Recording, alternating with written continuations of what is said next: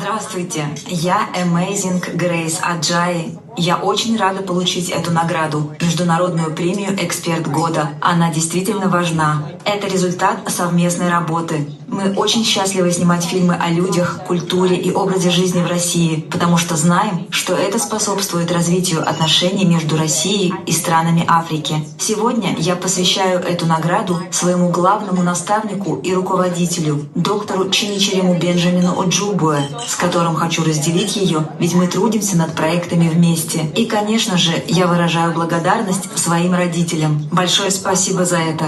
Спасибо, Россия. Для получения награды от лица нашей прекрасной номинантки я приглашаю Христофера Хелали, исследователя в области геополитики.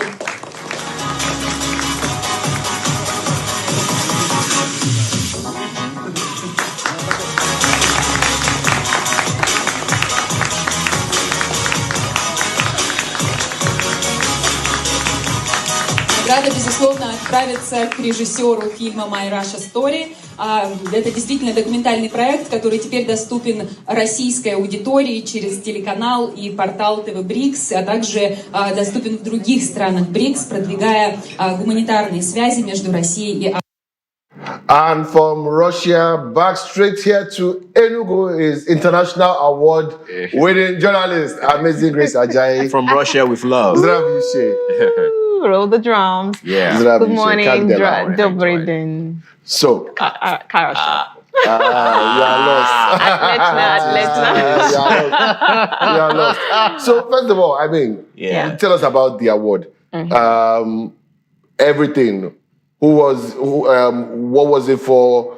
Who was it? Because I saw Oji struggling to read. It's like it's one part of the lessons I'll take next year. Okay, so it was an award. It's the 14th time it's actually happening. It happens every year in Russia, and it's organized by TV BRICS actually, and it's called the International Experts Award. So for this year, the panelists, the jury had to come together and they reviewed works from everyone that's like a foreigner, and then they saw that My Russia Story, was really outstanding. The documentary for last year was very outstanding, and they said, they had no choice, but they had to give it to us. So, what do you think that particular story resonated with them? What's that thing they always point out when maybe they are watching documentary actually led you winning this award? Well, I would say it was a story that was just told from the basis of truth. And truth will always prevail. It was a first-hand story, just going in there, seeing and saying what I saw. So for them, it was an account of someone, who was neutral, not biased, So I think that worked a lot for them. And then bringing together, lots of activities from the Igbo community as well, because they had a lot of that in that documentary. And, that was like highlighting and showing them that, look, this is a good partnership between Russia and Africa, particularly the giant of Africa, Nigeria. I mean, very, very fantastic. So, I mean, cash prize. Is that money for us to share? Well, it's a huge achievement because right now, I liked when you introduced and said international award winning. The last time I was on the show with Oji and Natalie was international correspondent, but that's like an award attached to it now. Good. So like award winning, it's it just sticks forever. I want to see all your social handles and you should change it. LinkedIn, everything. International award winning. Yeah.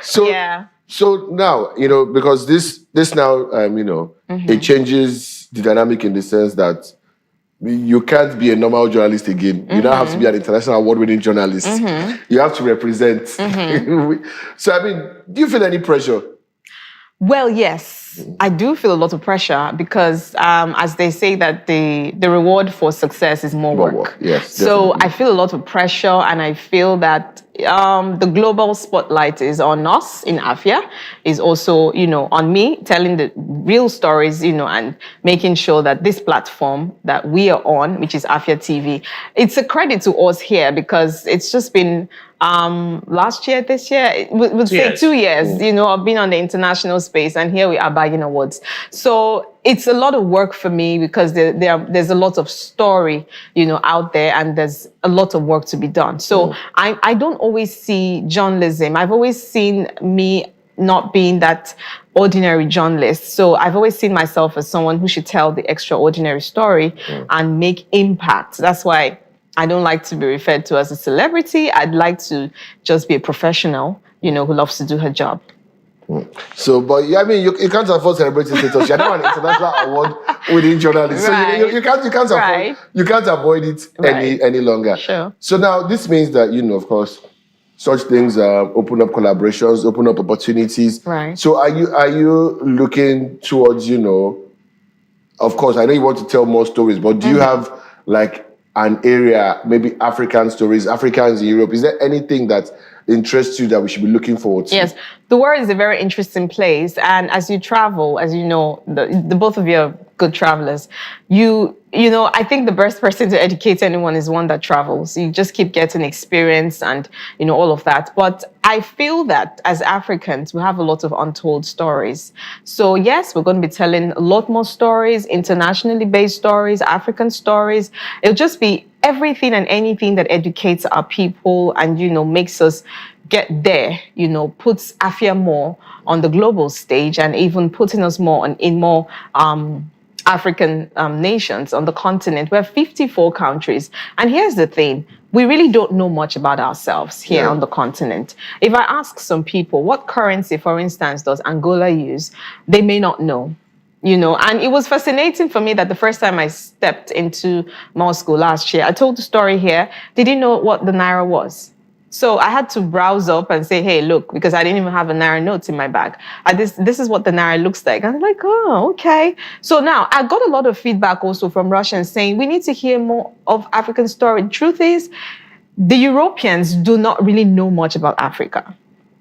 And sometimes, because we have relegated ourselves, they come here to tell our stories for us. But there's a limit to which our stories can be told because we're also trying to preserve our dignity. So it takes one who's here, who's truly African, proudly African, to say, this is who we are, and then also get that cultural exchange. Okay, from your conversations with Russians, right, how do you perceive the African journalists and our own style and way of telling stories? Well, in AFIA TV here, we're all about the stories because we're just pushing the narrative of the Easterners, right? And also telling our own stories and don't letting people tell our stories. So how do you perceive our own style of storytelling and African journalists? I think that Russians think we're good people, but they also feel that we've been very...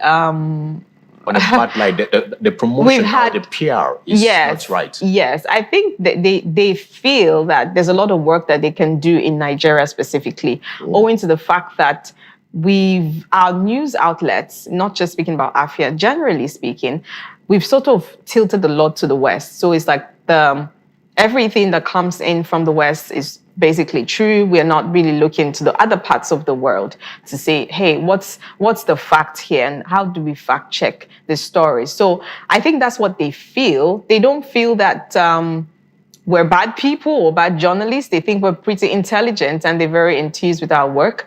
But they also think that they have a lot of work to do on their side, giving us the proper information so that there's always a balance to the stories. Yeah, I could actually add to that because the first documentary, right, ran up numbers. There were so many numbers right there. And you could go to the comments and see these people enthused about Africans in our story and all that. Oh, these people are this. And then again, it also changed the perception Nigerians or Africans have about Russians.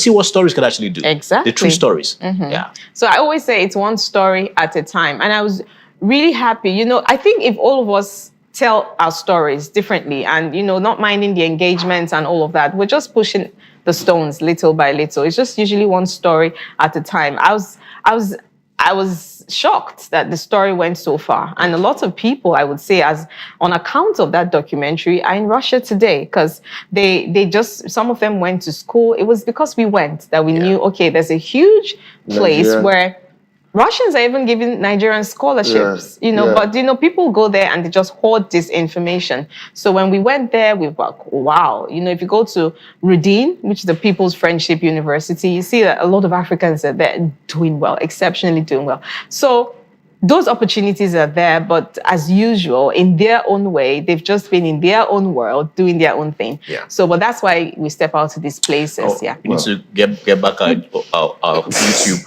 Congratulations on the award. Looking forward to many, many, many more awards. And, it's good that there's this cultural information because, like you mentioned, the worry there is that maybe they believe our point of view is too narrow. And I always tell people this. If you want to disabuse your mind of anything, like Amazing said, step in there. First time I stepped into Moscow, experience is the best. First time I stepped into Moscow, first time I stepped into Nairobi, into Kampala.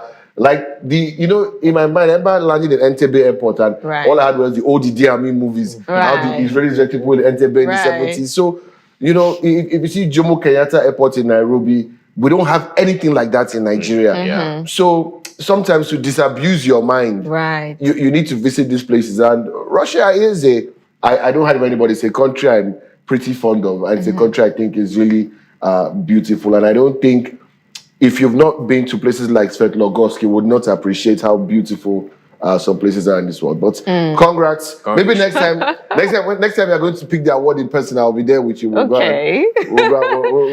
and drink cravats. Speak it again. Speak it again. Speak what again? Say it again. Amazing. Spasiba большое. Spasiba большое. Thank you so much. Next year, in my to-do list, I'm letting Russia. We'll go on a very short break. When we come back, it's all about my Enugu's story.